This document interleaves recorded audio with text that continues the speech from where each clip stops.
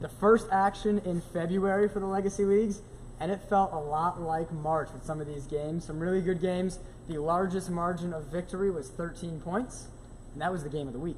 And it still lived up to the hype, even with that margin. The Week 8 post-game show, no sponsor, but we do have dope merch going up in the store soon. You guys can go, not those. Those are exclusive for just Meyer whenever he brings a shirt. Exclusive. Let's go through the names. Hi, I'm Joey. We have Nathan, Steven, Anthony, Meyer, and David. Missing Ryan and Eddie. Tyler behind the camera. Weekly Rebound guys doing their stuff. Connor and Greg scheming about Week 8. But first, let's break down some of the games. We'll start with the one right here that did go in overtime, the lone overtime game of Week 8. Run TMC and the Chasers. No Eric Langston. Dom Langston, on the other hand, I think 35 points, was really kept things moving for the Chasers, but and hit the three, banked in a three to send it to overtime. Thinks he got fouled at the end of overtime. Some questionable calls, Joey. Some questionable calls. I don't know what you're looking at me for. Go ahead, Meyer. Were you even on this court? I was on stats, but Dominique Langston had a game for himself. But Run TMC did what they had to do tonight, even with no Eric Langston. But Eric Langston, he performed tonight. Joey Zogley. Hey, Reggie Stewart. Reggie Stewart. Oh yeah, my fault. No, I think it was 47. 45. Good job. 45. We're both wrong, but 45 points tonight. Yeah, he had a game too. All right, anybody? Who else was here? You see any of it? Mostly it was just the Reggie Stewart show. I think he might have had a triple-double, at least a double-double. He was hitting some clutch shots towards the end. I think he scored, all of your overtime points? We had 10 points in overtime. I think he might have had them all. All mid-range shots. All mid-range shots by Reggie Stewart. And then free throws. And then free throws. I don't think he missed a free throw on the night. No. Definitely didn't feel like it. And he hit the ones that mattered. Oh, absolutely. Up one was that kind of thing to put us up 3 to even set up the situation for Dom to send it to overtime. So Run TMC Chasers live up to the hype, and the Chasers again. One more thing on that game nobody's going to say. Tyler Feldman, perfect from the field. Perfect from the field.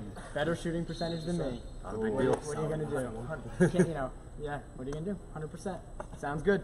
Chasers, 3-4, 3-5 now. I'm pretty sure, if not maybe 4-5. I think it's 3-5. So clearly we prepared for the show. But my point is they're going to be one of those teams in the quarterfinals getting another higher seeded team. That's going to be an awesome game because of the talent on that team. We'll go to the other close game that happened on Court 2 at 8:30. We had Sportslook and Young Kings.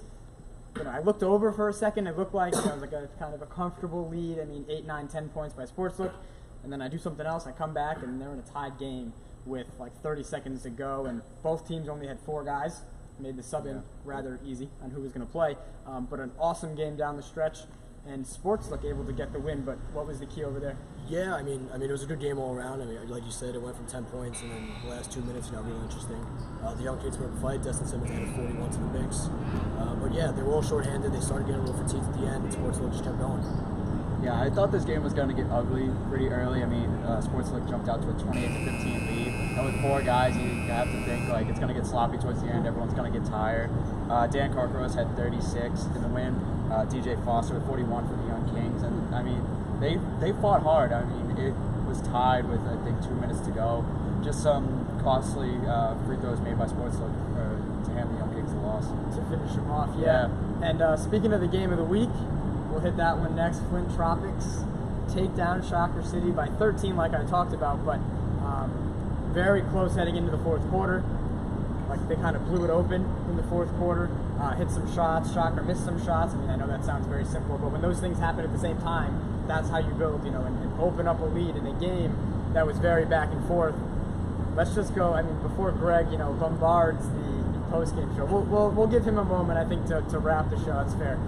He did, I'm sure, pick Flint. He has a firm grip on the steering wheel of the Flint bandwagon now. It's just white knuckle in the steering wheel.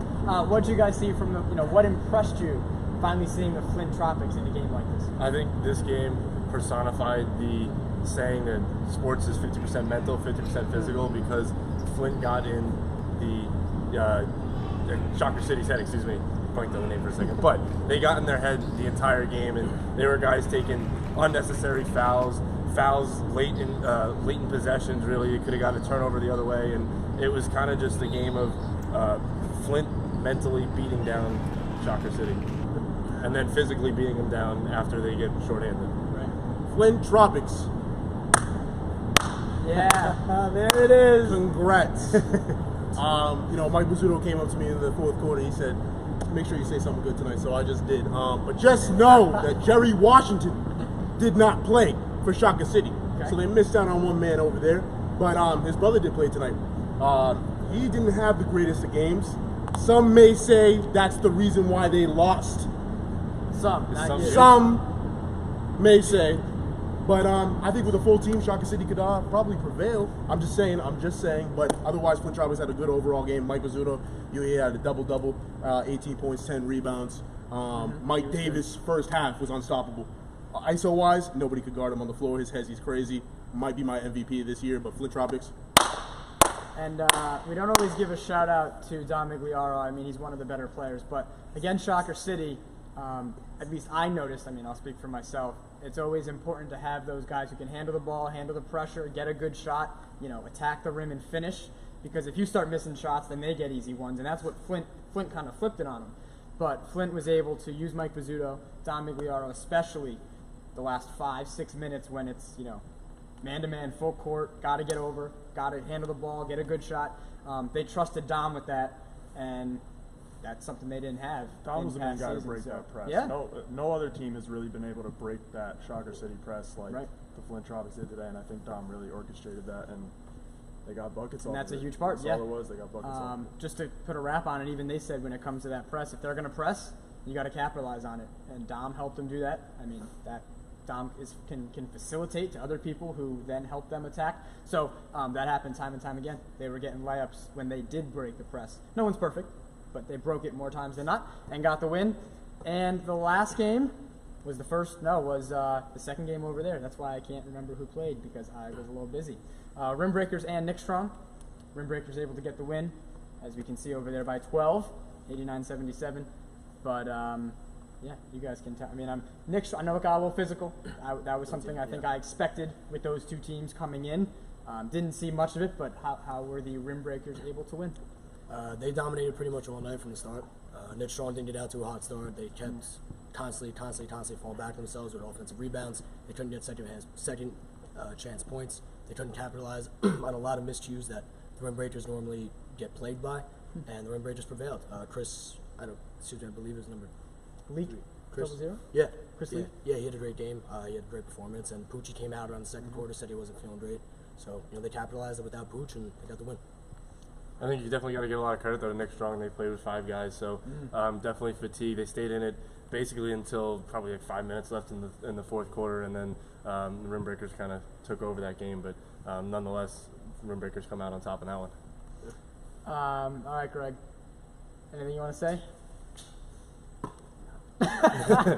He's very happy. He's still in his honeymoon phase.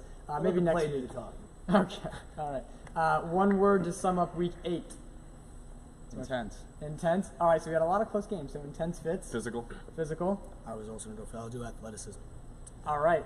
We've had difficulty with that word in the past. Oh, what? Questionable. Mark can't say the word. Wow. Questionable. Wow. Not throwing any shade at anybody. Questionable. I don't accept that answer. Ball movement. All right. Yeah, especially, there you go. Oh, wow. It's like you planned it or something. That'll do it for Week 8. So we have Week 9. I know in order, Week 9 would be next. But then we also do have a 10th week. That'll be under Makeup Week because we had some people moving stuff around, some people not able to make it.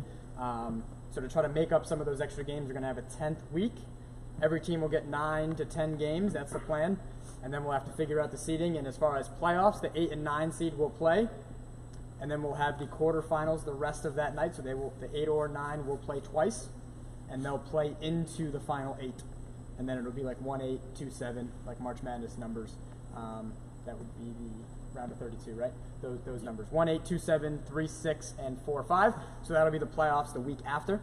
And then we'll just start plugging along. We'll have all-star stuff coming up after the season. These guys will be voting. I can do their names again if you'd like. You can have Connor put it up on the screen so then when you don't get voted in All-Star, you can come after them. And I'm sure they'll happily tell you who they voted for if you ask nicely. So that'll do it for Week 8. 2 more weeks of the regular season. Feeling like March. Not the weather. It was hot today. It was like spring. But in here, felt like March. Week 8 of the Legacy League's in the books. We'll see you next week. Go Pats. Still here.